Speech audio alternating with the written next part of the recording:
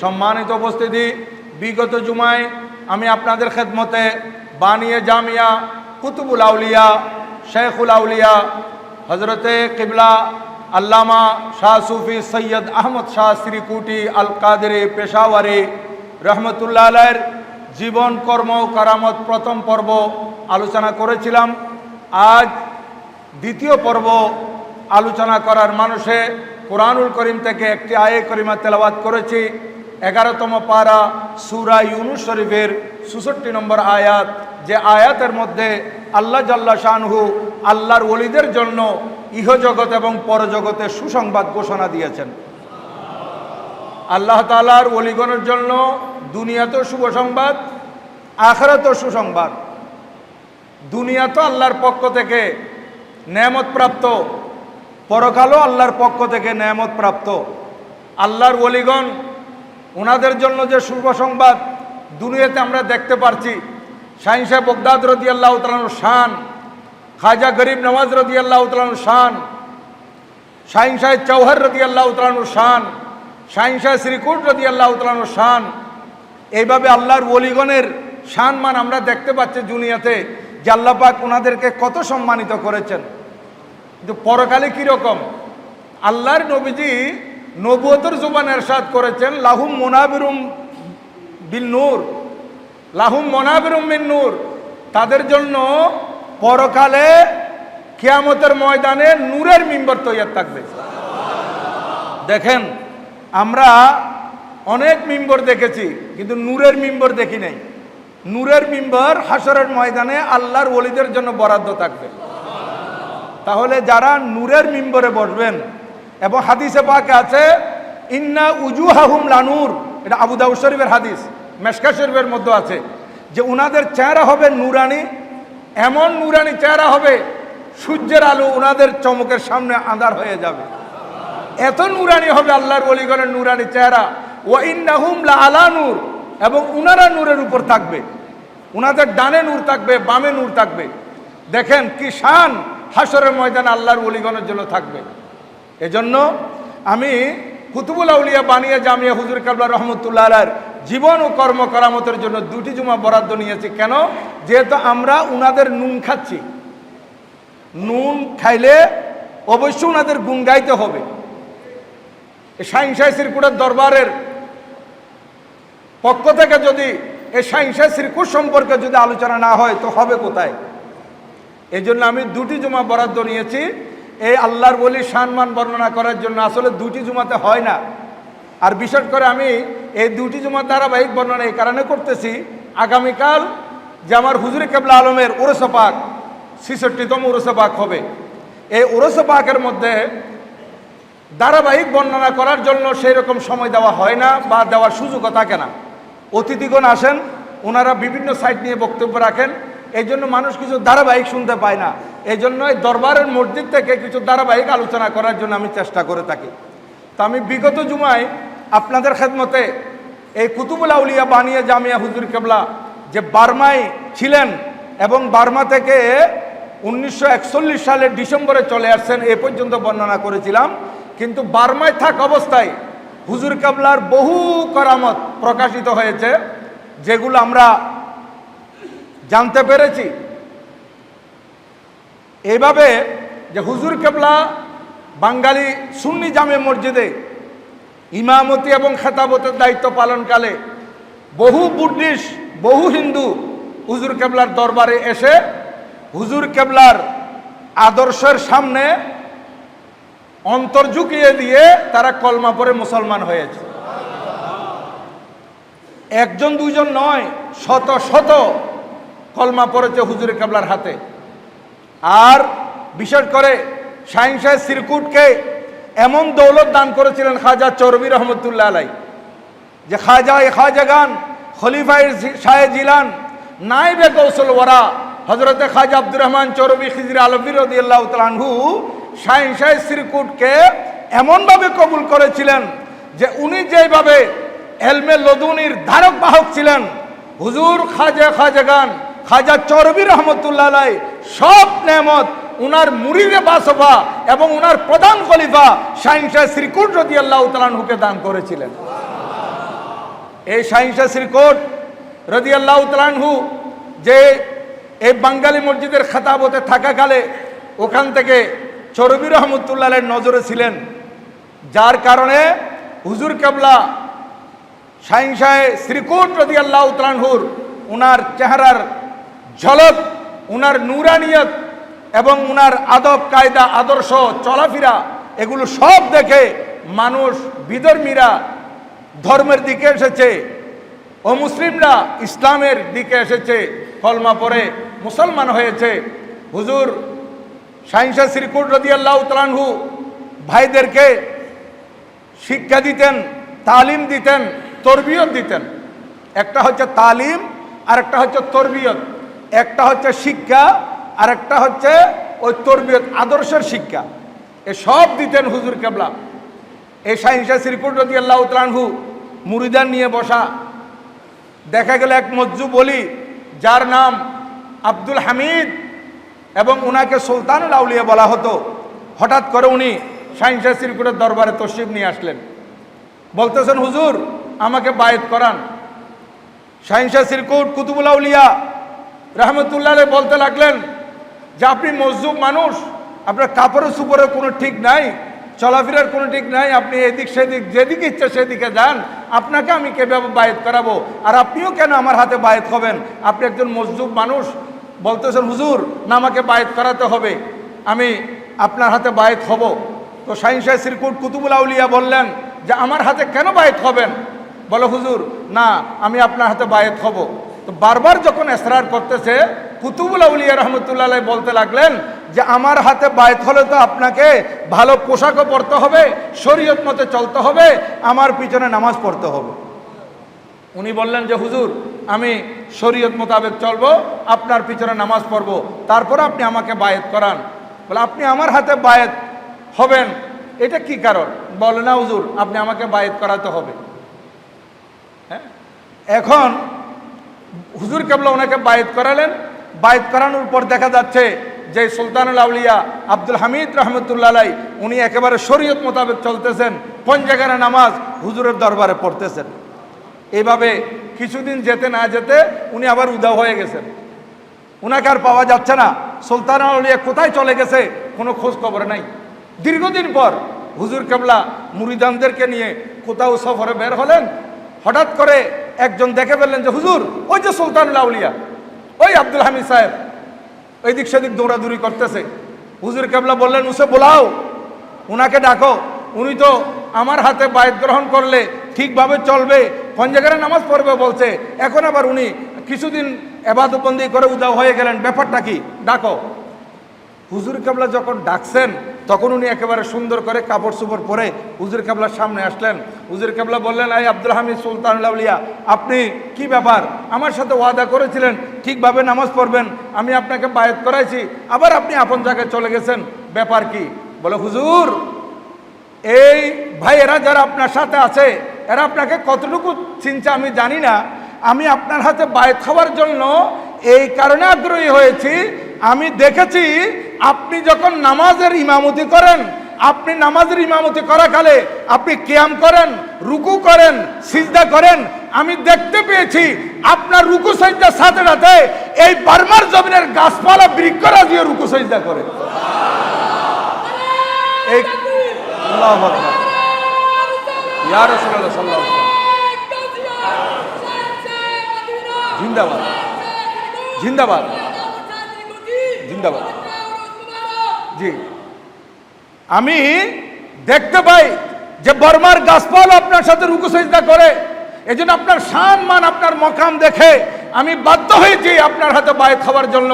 হুজুর আমি আপনার কাছে বায়েতও গ্রহণ করেছি, কিছুদিন নামাজও পড়েছি, কিন্তু হুজুর আমি তো আমার হালতে চলে আসছি, এখন আজকে যখন আপনি আমাকে দেখে ফেলেছেন আমি আপনার থেকে একটা ওয়াদা নেব হুজুর, কাল কিয়ামতের ময়দানে যেদিন আমরা একত্রিত হব, শাহিন শাহ শ্রীকোটের একটা বড় শামিয়ানা থাকবে হুজুর, সেই সময় আল্লাহর দরবারে যখন আমরা উপস্থিত হব আপনি একটা আমার ব্যাপারে সুপারিশ করতে হবে যে সুলতানুল আউলিয়া আমার মুরিদ ছিল। দেখেন আজ আমরা কত বড় পীর ও মুর্শিদ পেয়েছি, কিরকম দরবার পেয়েছি। একজন মজলুম ওলি শাহিন শাহ শ্রীকোটের সম্মান দেখেছেন উনি। তারপর হুজুর কেবলা বলেন ঠিক আছে, সুলতানুল আউলিয়া চলে গেল। শাহিন শাহ শ্রীপুরের মকাম কোথায় দেখেন, হুজুর বাঙালি মসজিদের বারান্দার মধ্যে আছেন, পাশ দিয়ে এক বুদ্ধিশ মেয়ে যাচ্ছিল, খুব রূপসী সুন্দরী। হুজুর কেবলা বারবার দেখতেছিলেন। এই মেয়েটা খেয়াল করছে যে একজন আলেম মানুষ আমার দিকে কেন তাকাচ্ছে। তখন এই মেয়েটি সরাসরি জিজ্ঞাসা করলো, হুজুর আপনি একজন আলেম মানুষ, আমি মহিলা মানুষ, আমার দিকে বারবার তাকাচ্ছেন। তখন হুজুর কেবলা বলতে লাগলেন, তখন হুজুর কেবলার বয়সও তো অনেক, যেখানে হুজুর কেবলা 1856 বা 57 সালে যদি জন্ম হয়ে থাকে, এটা যদি হুজুর কেবলার এই 1940 বা 38, 39 এই সময়ের ঘটনা হয়ে থাকে, তখনও তো হুজুর কেবলার বয়স 80 ঊর্ধ্ব। হুজুর আপনি আমার দিকে তাকাচ্ছেন? বলে হ্যাঁ আমি তাকাচ্ছি এই কারণে যে আমি চিন্তা করতেছি আল্লাহর সৃষ্টির মধ্যে তোমাকে আল্লাহ পাক সুবহানাহু ওয়া তাআলা এত রূপগুণ দিয়েছে, কিন্তু আমি দেখতেছি তুমি এই রূপগুণ নিয়ে জাহান্নামের মধ্যে জ্বলতেছো। তোমাকে এত সুন্দর রূপ আল্লাহ পাক দান করেছেন, তোমার গঠন প্রণালী এত সুন্দর করেছেন, কিন্তু তুমি তো জাহান্নামী। তখন এই মহিলা বলতেছে, হুজুর তো জাহান্নাম থেকে বাঁচার উপায় কি? শাহিন শাহ শ্রীকুট রাদিয়াল্লাহু তাআলা বললেন, এ মেয়ে, তুমি যদি জাহান্নাম থেকে বাঁচতে চাও তাহলে তোমাকে কলমা পড়ে মুসলমান হতে হবে। তুমি যদি মুসলমান হয়ে যাও তাহলে তুমি জাহান্নাম থেকে বাঁচতে পারবে। বলে হুজুর তাহলে আপনি আমাকে কলমা পড়ে মুসলমান বানাই দেন। হুজুর আমি জাহান্নামে জ্বলতে চাই না, আমি জান্নাত পেতে চাই, জান্নাতে যেতে চাই, আমাকে কলমা পড়ে মুসলমান বানাই দেন। হুজুরের হাতে এই বুদ্ধিশ মেয়ে কলমা পড়ে মুসলমান হয়ে গেল, কিন্তু কলমাটা তার পারিবারিকভাবে কাউকে জানায় নাই, পরিবারের সমাজের কাউকে সে প্রকাশ করে নাই, এটা গোপন রেখেছে। কারণ প্রাণের ভয়ে সে যে কলমা পড়ছে এটা জানলে তার মা বাবা পাড়া প্রতিবেশী সবাই তার উপর আক্রমণ করবে, হামলা করবে, ভয়ে এটা গোপন রেখেছে। এই মহিলা কিছুদিন পরে ইন্তিকাল করেছে। ইন্না লিল্লাহি ওয়া ইন্না ইলাইহি রাজিউন। ইন্তেকাল যখন করলো তখন এই মহিলাকে ইন্তেকাল করার পর দেখা যাচ্ছে তাদের ধর্ম অনুযায়ী জ্বালিয়ে ফেলবে, পুড়ে ফেলবে। এখন মুসলমানরা যখন খবর পেয়েছে, তার মুসলমানরা তো জানে যে এই মহিলা হুজুরের হাতে কলমা পড়েছে, তখন তারা মহিলার বাড়িতে গিয়ে উপস্থিত। বুদ্ধিস্ট লোকেরা আশ্চর্য হয়ে গেল, আমার ঘরে মুসলমান কেন আসলো? বলে আমরা আসছি এই কারণে যে আপনার মেয়েটা কলমা পড়ে মুসলমান হয়েছে ওই বাঙালি মসজিদের খতিব হুজুরের হাতে। কি বলেন, মুসলমান হয়েছে কেমনে? আমরা কোনোদিন জানলাম না, সে তো আমাদের ঘরের মেয়ে, আমরা জানবো না, আপনারা বলতেছেন মুসলমান হয়েছে, এটা কেমনে হয়? না, আমরা এটা মানি না, এটা আমরা বিশ্বাস করি না, আমরা আমাদের ধর্ম মতে সৎকার করব। এখন এটা নিয়ে হট্টগোল হয়ে গেল। শেষ পর্যন্ত পুলিশ আসলো, ম্যাজিস্ট্রেট আসলো ওই মহিলার ঘরে। এইদিকে শাহিন শাহ শ্রীকুট হুজুর কেবলাকে খবর দেওয়া হলো, হুজুরও তসলিম নিয়ে আসলেন এই মহিলার ঘরে।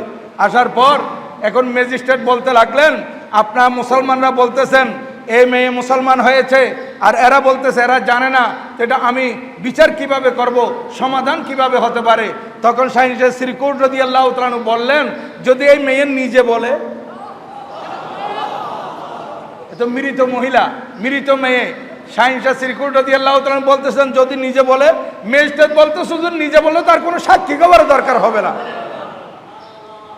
যখন এই কথা বলা হলো, হুজুর শাহিন শাহ শ্রীকুট রাদিয়াল্লাহু তাআলা বলেন, বাচ্চি এ আমার মেয়ে তুমি বলে দাও, তুমি যে কলমা পড়েছো সেইটা। এই মৃত মহিলাও শাহিন শাহ শ্রীকুট রাদিয়াল্লাহু তাআলার আহ্বানে সাথে সাথে জিন্দা হয়ে কলমা পড়ে আবার মৃত্যু বরণ করেছে। দেখেন শাহিন শাহ শ্রীকুট রাদিয়াল্লাহু তাআলার কারামত। আল্লাহর ওলিকে আল্লাহ পাক সুবহানাহু ওয়া তাআলা কেমন অলৌকিক ঘটনা, কেমন কারামত, কেমন আধ্যাত্মিকতা দান করেছেন, এগুলার বিনিময়ে আজ এই বার্মার জমিনে হুজুর কেবলার ভক্ত, হুজুর কেবলার অনুরক্ত, হুজুর কেবলার মুরিদানের সংখ্যা বাড়তেই আছে, বাড়তেই আছে, বাড়তেই আছে। এইভাবে বেড়েছিল শাহিন শাহ শ্রীকুটের এই বার্মার জমিনে মুরিদান, এবং বার্মার জমিনে এইভাবে ইসলামের খেদমত করেছিলেন হুজুর কেবলা। আপনারা তো জানেন কাকা সর্দারের কথা। এই কাকা সর্দার রেঙ্গুনের মধ্যে প্রভাবশালী এক ব্যক্তি ছিল, সর্দার ছিল। হ্যাঁ, সে আর এরা তো বুদ্ধিস্ট, সবসময় মদের উপর পড়ে থাকতো, মদের নেশায় থাকতো। একদিন সে আপন জায়গায় বসা, তার সামনে দিয়ে সহজে মানুষ যাইতে চাইতো না, ভয় পাইতো কোন সময় কাকে কি বলে। কিন্তু আমাদের হুজুর কেবলার মুরিদ রৌজানের গোস্তির সুফি আব্দুল গফুর রহমতুল্লাহ আলাই, উনি হুজুর কেবলার দরবারের দিকে যাচ্ছেন কাকা সর্দারের সামনে দিয়ে। যাওয়ার সময় কাকা সর্দার সুফি আব্দুল গফুর রহমতুল্লাহ আলাইকে দেখে বলতে, সুফি কিধর যা রা হ্যায়, এ সুফি তুমি কোথায় যাচ্ছ? বলে আমি হুজুর কেবলার দরবারে যাচ্ছি। তো বলতে, হুজুর কেবলার দরবারে যাচ্ছ, ওখানে কি পাও তোমরা গেলে? বলে ওহা জন্নত মিলতি হে। সুফি আব্দুল গফুর রহমতুল্লাহ হঠাৎ করে বলে ফেলেন, ওখানে জান্নাত পাওয়া যায়। এই কথা বলার সাথে সাথে কাকা সরকার হঠাৎ করে বলল যে মুঝে ভি জান্নাত চাহিয়ে, জান্নাত আমিও চাই। তখন কাকা সরদার এই কথা বলার সাথে সাথে বলে, ঠিক আছে তুম মেরে সাথ হুজুর কেবলা के दरबार पे चलो, আমার সাথে হুজুর কেবলার দরবারে চলো। তখন হুজুর কেবলার দরবারে কাকা সরদার সুফি আব্দুল গফুর রহমতুল্লাহর সাথে উপস্থিত। সেখানে যারা মুরিদানরা ছিলেন, ভক্ত অনুরক্তরা ছিলেন, ওনারা ভয় পেয়ে গেলেন যে এখন কাকা সরদার আসে, কি হয় না কি হয় আল্লাহ গফুর রহিম জানে। এখন এই কাকা সরদার কেন আসলো? তখন শাহিন শাহ শ্রীকোট কুতুবুল আউলিয়া রহমতুল্লাহ আলাই জিজ্ঞাসা করলেন, কাকা कैसे आना हुआ? এই কাকা সরদার তুমি এখানে কি জন্য আসছো, কিভাবে আসা হলো? কুশলাদি জিজ্ঞাসা করলেন। তখন কাকা সরদার বলল যে হুজুর, এই সুফি আব্দুল গফুর আপনার দরবার আসার সময় আমি জিজ্ঞাসা করেছিলাম আপনার কাছে আসলে কি পাওয়া যায়, তো উনি বলছেন যে জান্নাত পাওয়া যায়। তো জান্নাত আমারও দরকার, এই জন্য আমি আপনার কাছে জান্নাতের জন্য আসছি। হুজুর কেবলা বললেন, তাহলে তুমি তো বুদ্ধিস্ট, তোমাকে কলমা পড়ে মুসলমান হতে হবে। বলে ঠিক আছে হুজুর, আমি মুসলমান হব, তোমাকে 5 ওয়াক্ত নামাজ পড়তে হবে। হুজুর আমি 5 ওয়াক্ত নামাজ পড়বো, কিন্তু হুজুর একটা কথা, আপনি সামনের দিকে আর বলবেন না আমি এই যে মদ শরাব পান করে এটা আমার মদের নেশা, আর আমি একটু পতিতালয়ে যাই হুজুর, আমার খারাপ অভ্যাস আছে, এগুলো তো আমি সহজে ছাড়তে পারবো না। তখন আমার হুজুর কেবলা সুন্দর করে তাকে বুঝাই দিলেন, ঠিক আছে তুমি মদ্য পান করবে, কিন্তু শুকুর ছানা পান করবে না। শুকর ছানা পান করবে না, শুকরের বাচ্চা পান করবে না, শুকরের বাচ্চা খাবে না। তুমি মদ খাবে, শুকরের বাচ্চা খাবে না। আর তুমি পতিতালয়ে যাবে ঠিক আছে, কিন্তু কোনো সময় আমার সামনে দিয়ে যাইতে পারবে না। বলো হুজুর আপনার সামনে দিয়ে কেমনে যাব? আমি তো গোপনে যাই ওখানে, আপনার সামনে দিয়ে যাব না। আর আমি মদ পান করবো, শুকর ছানা আমি খাবো না। বাস এটার উপর হুজুর কেবলা ওনাকে কলমা পড়াই দিলেন। হুজুর কেবলা হাতে কলমা পড়লো, মুসলমান হলো। এখন সে মদের নেশায় বিভোর হয়ে এই বারের মধ্যে চলে গেল। বারের মধ্যে যখন গেল তখন তাকে মদের বোতল দেওয়া হলো। মদের বোতল গ্লাসে ঢেলে যখন পান করবে তখন দেখতেছে মদের ভিতর শুকর ছানা, শুকরের বাচ্চা। সে যে হুজুরের সাথে ওয়াদা করছিল এবং হুজুর তার থেকে ওয়াদা নিয়েছেন আমার সাথে মিথ্যা বলতে পারবে না, বল হুজুর আমি মিথ্যা বলবো না। এখন সে চিন্তা করতেছে আমি তো বলছিলাম শুকুর ছানা খাবো না, আমি হুজুরের সাথে মিথ্যা কেমনে বলবো? গ্লাস ছুঁড়ে মেরেছে, বলতেছে আরেক গ্লাস দাও। আরেক গ্লাস দেওয়া হলো, সেখানেও দেখতেছে শুকুর ছানা, এটাও ছুঁড়ে ফেলছে। আরেক গ্লাস দেওয়া হলো, শুকুর ছানা, এটাও ফেলে দিল। মানুষ তাকে কোনো রকমে বুঝে সুঝাই ঘুম পাড়ায় দিছে। তা ঘুম থেকে উঠছে যখন, তখন সে বলতেছে আমি এখন লন্ডিখানার মধ্যে যাব, পতিতালয়ে যাব। এখন পতিতালয়ে যাওয়ার জন্য সে যে গলিতে যায় দেখতেছে অপোজিট সাইড থেকে হুজুর কেবলা লাঠি নিয়ে তসি বানতেছেন। এখন বলতেছে আমি তো হুজুর কেবলা তো আমাকে বলেছিলেন হুজুরের সামনে দিয়ে না যাওয়ার জন্য, এখন তো দেখতেছে হুজুর কেবলা আসতেছেন। সে তাড়াতাড়ি পালিয়ে গেল, আরেকটা রাস্তা ধরলো, আরেকটা গলি দিয়ে যাচ্ছে। সে গলি দিয়ে কিছু প্রসিড করার পর দেখতেছে হুজুর কেবলা সেই গলি দিয়ে আসতেছে। এখন সে চিন্তা করতেছে কিরে আমি এখন গলি আরেকটাতে গেলাম, সেইখানে আমার হুজুর আসতেছেন, ঠিক আছে আমি আরেকটা রাস্তা দিয়ে যাই, এখানে রাস্তা তো বহু আছে।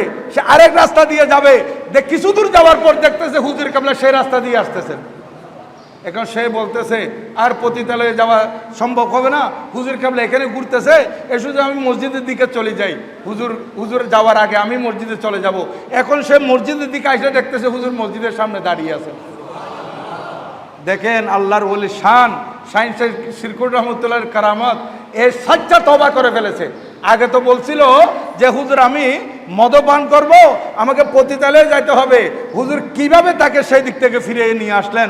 সে জীবনের তরে তওবা করে ফেলছে যে মদ আর পান করবে না, পতিতালয়ে যাবে না, যা গুনাহ করছে এগুলোর জন্য সে তওবা করে সাজ্জা দিলে মুসলমান হয়ে গেছে এবং হুজুরের দরবারে 5 ওয়াক্ত নামাজি হয়ে গেছে। এবার দেখেন আল্লাহর ওলি শান হুজুর কেবলা শাহিন শাহ সিরকুর রহমতুল্লাহ আরও বহু কারামত, এই কারামাত এই আপনার বার্মার জমিনে দেখা গেছে।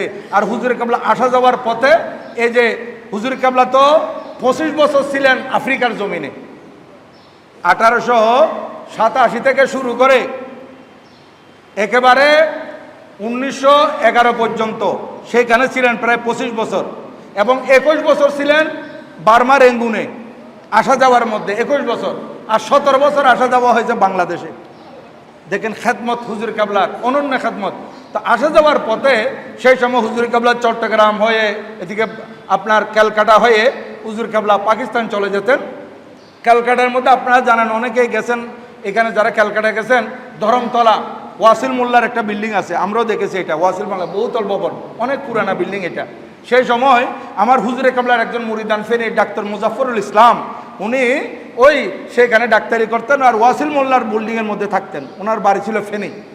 এখন উনি হুজুরে কাবলা যাওয়ার পথে ওখানে 2-3 দিন যাত্রা বিরতি করতেন, চট্টগ্রামেও কিছুদিন যাত্রা বিরতি করতেন। এইভাবে হুজুর কাবলা 1942 সাল যখন বাড়ির দিকে যাচ্ছিলেন, এই ক্যালকাটা ওয়াসিল মোল্লার বিল্ডিংয়ে ডাক্তার মুজাফফরুল ইসলামের ওখানে যখন যাত্রা বিরতি করেছেন, হুজুর কাবলার মুরিদ ছিল ডাক্তার মুজাফফরুল ইসলাম এবং ওনার বিবি আবেদা খানম, উনিও মুরিদান ছিলেন।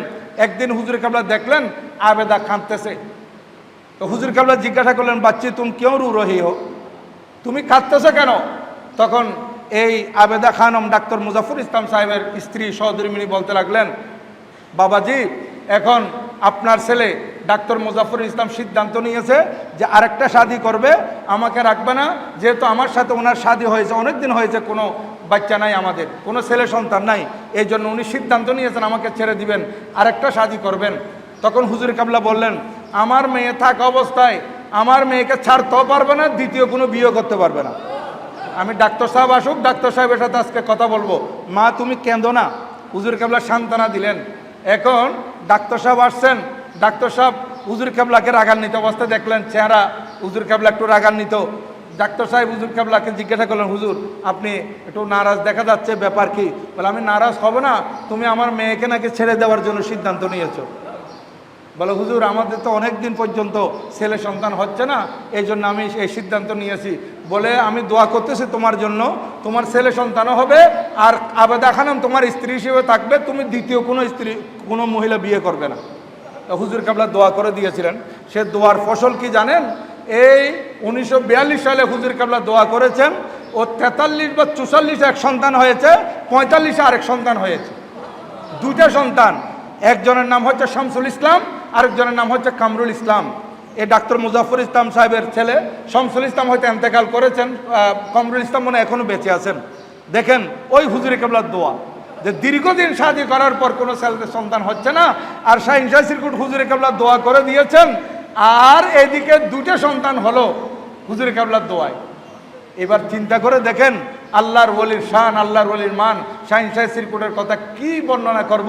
আমাদের এখানে আমিনজুট মেলের পূর্ব গেট, আমিনজুট মেলের উত্তর গেটের পূর্ব পাশে, পূর্ব গেট না উত্তর গেটের পূর্ব পাশে, সেখানে মুরাদনগর মিদ্যাপাড়া আছে, আপনারা জানেন। হ্যাঁ, ওই আমাদের মফজল সাহেবের বাড়ি, ওনার বাবি রায়হানা বেগম হুজুর কাবলার মুরিদান, এখনো বেঁচে আছেন। এখানে আরেকটা কথা মনে রাখবেন, আমার হুজুর কাবলা হায়াত পেয়েছেন অনেক বেশি। হুজুর কাবলা হায়াত পেয়েছেন 100-এর ঊর্ধ্বে, 107-8 বছর হুজুর কাবলা হায়াত পেয়েছেন। এবং আমি অ্যানালাইসিস করে দেখছি যে আমার হুজুর কাবলার যারা মুরিদান ওনাদেরও হায়াত বেশি। শাহিন শাহ সিরকুটের মুরিদান যারা, ওনাদের দীর্ঘ হায়াত। হ্যাঁ, তো এখনও আজ মফজল সাহেবের বাবি এখনও জিন্দা আছেন, আলহামদুলিল্লাহ। ওনার জন্য দোয়া করি, আমাদের তাহের সাহেব তৈয়ব হাফেজ তাহেরদের আম্মা। এখন উনি হুজুরে কাবলার মুরিদান, উনি নিয়ত করেছেন জহির সাহেবের স্ত্রী, জহির আহমদ সাহেবের স্ত্রী, যে আমার সন্তান হলে আমি নাম রাখবো শাহিন শাহ সিরকুটের হাতে, হুজুরে কাবলার হাতে, হুজুরে কাবলার মাধ্যমে আমি নাম রাখবো। দেখেন ওনার সন্তান হলো, আর ওনার ওই রায়হানা বেগম যে ওনার বাবার নাম মনে হয় ফারুক সওদাগর সাহেব। এখন বলছেন ঠিক আছে তুমি নাম রেখে দাও, বলেন আমি হুজুরে কেবলার হাতে আমার বাচ্চার নাম রাখবো। এই কারণে ওই ওনার বাবা বলেছিলেন তার ছেলের নানা যে নাম একটা রেখে দাও, পরবর্তীতে হুজুরের সাথে আবার নাম রাখবে আর কি। দেখা গেল যে 6 দিনের দিন নাম রাখবে, সেদিন কোনো কারণে নাম রাখার প্রোগ্রামটা বানচাল হয়ে গেল। আরেকবার সিদ্ধান্ত নিয়েছে, সেইবারও বানচাল হয়ে গেছে। শেষ পর্যন্ত হুজুর কেবলা আসতে আরও অনেক দিন পর। হুজুর কেবলা আসলে ওই কোহিনুর প্রেসের মধ্যে হুজুর কেবলা অবস্থান করতেন, সেখানে এই বাচ্চাকে নিয়ে যাওয়া হলো। বাচ্চাকে নিয়ে যাওয়ার পর হুজুর কেবলার নাম রাখলেন মোহাম্মদ তৈয়ব। ওনার বাচ্চার নাম রাখলেন মোহাম্মদ তৈয়ব। এখন হুজুর কেবলা দেখলেন আমার এই মুরিদা, আমার এই আমার মুরিদ এই মহিলা, সে তো তার বাচ্চার নামটা আমার দিয়ে রাখছে, সামনেও সে চিন্তা করবে আমার বাচ্চা হলে আমার দিয়ে রাখার জন্য। এখন এটা তো আমার শেষ সফর। 1958 সাল ছিল হুজুর কেবলার শেষ সফর।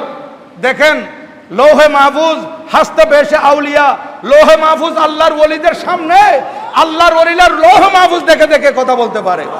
এই জন্য উনি দেখলেন ওই মহিলার আরো সন্তান হবে, কিন্তু আমি তো আর বাংলার জমিনে আসবো না, এটা আমার শেষ সফর। এই জন্য হুজুর কেবলা বললেন এই তোমার আরো সন্তান হবে, আমি ভবিষ্যতে আরেকটা সন্তানের নাম রেখে দিলাম মোহাম্মদ তাহের। কোথায় তাহের এখনো হয় নাই, মায়ের গর্ভ আসে নাই, হুজুর কেবলার নাম রেখে দিলেন মোহাম্মদ তাহের। ওই হাফেজ তাহের এখানে জুমা পড়ে। দেখেন শাহিনশাহ সিরকুটের কারামতের আর কি হুজুর কেবলার কি বর্ণনা করা হবে। আর এমন মুর্শিদে বরহক আমরা পেয়েছি, এমন আমাদের পীর আমরা পেয়েছি। আজকে সেই ওলিয়ে কামেল কুতুবুল আউলিয়া শাহিনশাহ সিরকুট কেবলা হাফেজ সৈয়দ আহমদ শাহ সিরকুটি আল কাদরি রহমতুল্লাহ আলাই, এই উনি আজকে আমাদেরকে এইভাবে জামিয়া দান করেছেন। এবং এই জামিয়া হুজুর কেবলা বললেন যে পুরো এশিয়ার জন্য যথেষ্ট। এই জামিয়া পুরো এশিয়ার জন্য যথেষ্ট। তো এই যে বলছিলাম বার্মা থেকে হুজুর কেবলা চলে আসছেন কোন সময়, 1941 সালে। এরপর 42 থেকে হুজুর কেবলা আমাদের এই বাংলাদেশে আসা যাওয়া ধারাবাহিকভাবে আরম্ভ করেছেন। এর আগেও যাত্রা বিরতির মধ্যে হুজুর কেবলা এখানে বায়েতের কার্যক্রম চালাতেন, ওসিয়ত নসিহত করতেন।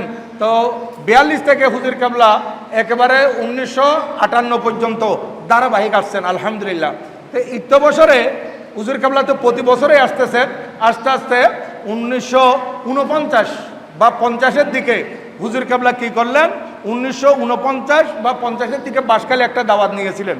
আপনারা জানেন আমার হুজুর কেবলার মুরিদ এবং খলিফা মৌলভী এজাহার আহমদ সাহেব, ওনাকে আমরা দেখছি যখন আমি জামিয়াতে পড়ি 1980, 81, 82-তে, তখন আমি মুফতি এজাহার সাহেবকে দেখতাম যে জামিয়ার বারান্দায় উনি হাঁটা চলা করতেন, দেখছি আমি। তো উনি হুজুর কেবলাকে দাওয়াত দিয়ে নিয়ে গেলেন শেখেরকিল বাঁশখালী পুইশরি ওইদিকে। তো হুজুর কেবলা আপনারা জানেন সেইখানে দাওয়াতের মধ্যে মিলাদ শরীফ কবে, মিলাদ শরীফের মধ্যে আমরা দরুদ শরীফ পড়ার জন্য যে আয়াতটা তেলাওয়াত করে থাকি, ইন্নাল্লাহা ওয়া মালাইকাতাহু ইউসাল্লুনা আলান নবী ইয়া আইয়ুহাল্লাযীনা আমানু সাল্লু আলাইহি ওয়া সাল্লিমু তাসলিমা। এই আয়াত হুজুর কেবলা পড়লেন, উপস্থিত কেউ দরুদ শরীফ পড়ে নাই। তখন হুজুর কেবলা নারাজ হয়ে গেলেন, অসন্তুষ্ট হলেন সাহেব দাওয়াতের উপর। কি ব্যাপার, এখানে তো দেখতেছি বাতিল ফেরকারা তাদের কলবকে অন্ধকার করে দিয়েছে, তাদের কলব বরবাদ করে দিয়েছে। আমি দরুদ শরীফের আয়াত তেলাওয়াত করলাম, মানব নবীজির উপর দরুদ শরীফ পড়ে নাই। হুজুর কেবলা তখন সেইখানে কোনো রকমের রাত কাটাইছেন, নাকি রাত্রেই চলে আসছেন। তো এরপরে বলছেন যে আমাকে এইখানে এমন একটা মাদ্রাসা তৈরি করতে হবে যে মাদ্রাসা থেকে দিন ধর্মের শিক্ষা পাবে, ঈমান আকীদার শিক্ষা পাবে। এই জন্য দেখেন বাংলাদেশের মধ্যে অনেক মাদ্রাসা আছে, এই যে আকীদার উপর শিক্ষা সবচাইতে বেশি গুরুত্ব একমাত্র জামিয়ার মধ্যে আছে। প্রত্যেকটা মাদ্রাসার মধ্যে দিন ধর্মের শিক্ষা দেওয়া হচ্ছে, দিন ধর্ম, হ্যাঁ, শরীয়ত তরিকতের শিক্ষা দেওয়া হচ্ছে, কোরআন হাদিস পড়ানো হচ্ছে, ফিকহ মাসালা মাসাইল পড়ানো হচ্ছে। কিন্তু আকীদার উপরে এরকম জোর, যত বেশি জোর জামিয়ায় দেওয়া হয় অন্য কোথাও এরকম দেওয়া হয় না। সবচাইতে বেশি আকীদার উপর জোর দেওয়া হয়। এবং হুজুর কেবলা বলেছেন এটা মসলকে আলা হযরতের উপর এই মাদ্রাসার ভিত্তি। তাহলে এই মাদ্রাসা সুন্নিয়তের উপর ভিত্তি, মসলকে আলা হযরতের উপর ভিত্তি। আর এই মাদ্রাসা নিয়ে যদি কেউ ধাক্কাধাক্কি করে, তারা নিজের ক্যারিয়ার নিজে বরবাদ করে দেয়। আপনারা দেখেছেন গত পরশুদিন না এর আগের দিন একজন অবান্তর একটা কথা জামিয়ার ব্যাপারে বলে দিল, বলে দেওয়ার পর শেষ পর্যন্ত সে দুঃখ প্রকাশ করতে বাধ্য হলো। কারণ সে দেখতেছে আমি কার সাথে পাঞ্জা লড়লাম, কার সাথে ধাক্কাধাক্কি করলাম, এখন তো দেখতেছি আমার পুরাতন ময়লা সব উল্টাই আসতেছে। কোন সময় কি করেছিল, কি অপরাধ করেছিল, কি ক্রাইম করেছিল, কখন ধরা পড়ছে, কখন পুলিশে নিয়ে যাচ্ছে, এবং কখন মানুষ খুন করছে, কখন সন্ত্রাসী করছে, সব তার জীবন বৃত্তান্ত ফেসবুকের মধ্যে চলে আসতেছে। তো শেষ পর্যন্ত সে এটা ক্ষমা চাইতে দুঃখ প্রকাশ করতে বাধ্য হয়েছে। কারণ জামিয়া নিয়ে এরকম অবান্তর, কারণ এটা জামিয়া, এটা আমার শাহীন শাহ শ্রীকুট হুজুরে কেবলা বানিয়েছেন। উনার করামত এতক্ষণ বর্ণনা করলাম উনি কত বড় বলি, কিন্তু উনি নিজের পক্ষ থেকে এটা বানান নাই। এই জামিয়া বানিয়েছেন মদিনাওয়ালা নবীর ইশারায়, হায়াতুন নবীর ইশারায় এই জামিয়া বানিয়েছেন। কারণ হুজুর কেবলা যখন বলেছিলেন যে আমাকে একটা জায়গা দেখিয়ে দাও, সেই জায়গার মধ্যে আমি মাদ্রাসা তৈরি করব, সেই জায়গাটা এমন হবে সে মসজিদ বি হো, তালাব বি হো, শহর বি না হো, গাঁও বি না হো, সেটা পরিপূর্ণ শহর হতে পারবে না, একেবারে গ্রামও হতে পারবে না, উপশহর হবে, এবং একটা মসজিদও থাকবে এবং একটা পুকুরও থাকবে। ভাইয়েরা হুজুর কেবলাকে কোথায় মিরসরাই, কোথায় ফটিকছড়ি, কোথায় পতেঙ্গা, বিভিন্ন জায়গায় হুজুর কেবলাকে সফর করাইছেন। শেষ পর্যন্ত কোথাও এই জায়গা পাওয়া যাচ্ছে না। এখানে আমাদের আব্দুল মোনাফ খলিফা উনি হুজুর কেবলাকে বলেছিলেন আমাদের এখানে একটা জায়গা আছে। তখন আমাদের এখানে আরো সেক্রেটারি সাহেবের আব্বা সহ আরো যারা মুরিদান ছিলেন, ওনারা হুজুর কেবলাকে এইখানে নিয়ে আসছেন। এই জায়গা তখন তো এরকম ছিল না। এই পুরাতন মসজিদ তো আমি দেখেছিলাম, এটা 1846 সালে প্রতিষ্ঠিত মসজিদ, 1846 সাল। তাহলে হুজুর কেবলা আসতেছেন কখন? হয়তো 1951-52 সাল, আরো 102-3 বছর পরে এই জায়গায় হুজুর কেবলা তশরিফ আনলেন। আসার সাথে রাতে বলতেছেন, হ্যাঁ এইটাই ওই জায়গা যেটা আমাকে আগে দেখানো হয়েছে, যেই জায়গা আমাকে আগে দেখানো হয়েছে এই জায়গা। তখন এখানে একটা মসজিদ ছিল, এই পুকুরও ছিল। হ্যাঁ, এটা শহর থেকে দূরও নয় এবং এটা গ্রামও নয়, পরিপূর্ণ শহরও নয়, শহরের পাশে। হ্যাঁ, একেবারে গ্রামও নয়। আজকে দেখেন এটা চুজ করেছেন শাহীন শাহ শ্রীকুট রাদিয়াল্লাহু তাআলা, এটা এমনি উনি পছন্দ করেন নাই, ওনাকে এই জায়গাটা আগে নকশাটা দেখিয়ে দেওয়া হয়েছিল। এটা দেখার পর আমাদের মুতাওয়াল্লি মহোদয়ের বাবা হযরত চৌধুরী ওনাকে যখন বাইরা ধরছেন যে হুজুর কেবলা এখানে একটা মাদ্রাসা করবেন, তখন তিনিও জায়গা দেওয়ার জন্য রাজি হয়ে গেছেন। আজকে এখানে এশিয়া বিখ্যাত দ্বীনি প্রতিষ্ঠান আজকে প্রতিষ্ঠিত, আর এখান থেকে খুশবু ছড়াচ্ছে পুরো এশিয়ার মধ্যে, এশিয়ারে বরঞ্চ সারা বিশ্বের মধ্যে এখান থেকে খুশবু ছড়াচ্ছে। এখান থেকে আলেমে দ্বীন বাইর হয়। তারা মনে করেছিল তাদের ছেলেদেরকে বিভিন্ন প্রশিক্ষণ দেওয়া হয়, জঙ্গি প্রশিক্ষণ, এই প্রশিক্ষণ, তাদের ছেলেরা অস্ত্র শস্ত্র রাখে, তাদের তাদের তাদের সংগঠন যেখানে আছে, তাদের সংগঠনের ছেলেদের যে কলেজে পড়ে, ইউনিভার্সিটি পড়ে, মাদ্রাসায় পড়ে, তারা যেভাবে অস্ত্র রাখে, তারা মনে করেছিল এখানেও এরকম অস্ত্র রাখা হয়। এই জন্য অবান্তর কথা বলে দিয়েছে। আরে সুন্নি, শুধু সুন্নিরা, শুধু এই জামিয়া মাদ্রাসা নয়, বাংলাদেশের কোন মাদ্রাসা, সুন্নি মাদ্রাসার মধ্যে কোনো অস্ত্র পাওয়া যাবে না, কোন সুন্নি মাদ্রাসায় অস্ত্র নেই।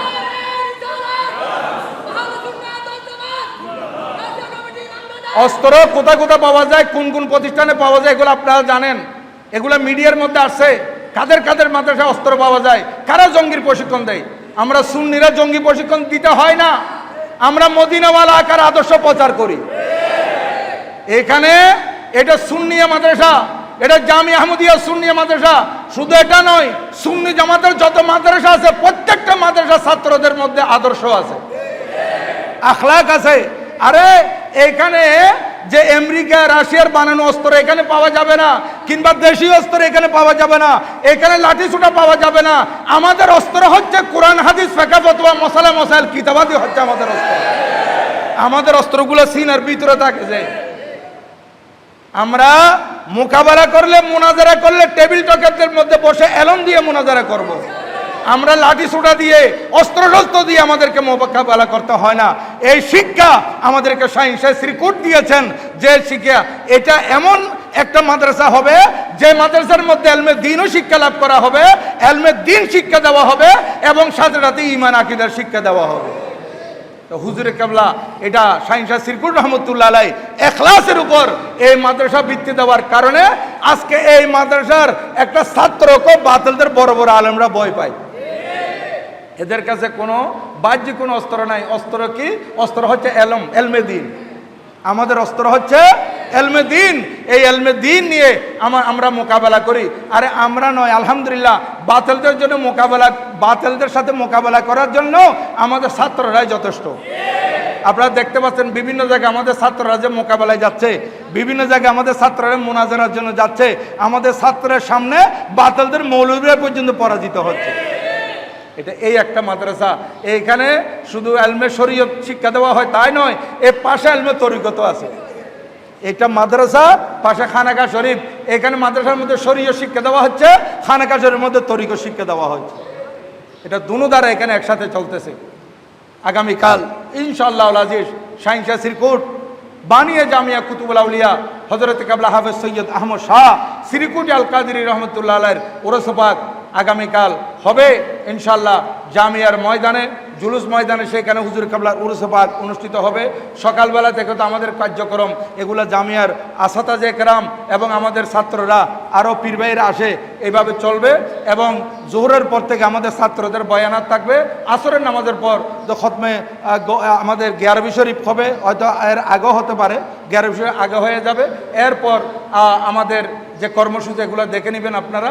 আসরের পর থেকে বয়ানাত, মাগরিবের পর থেকে ধারাবাহিক শেষ প্রোগ্রাম হবে। সেখানে আমাদের অনেক অতিথিগণ এখানে তশরিফ আনবেন।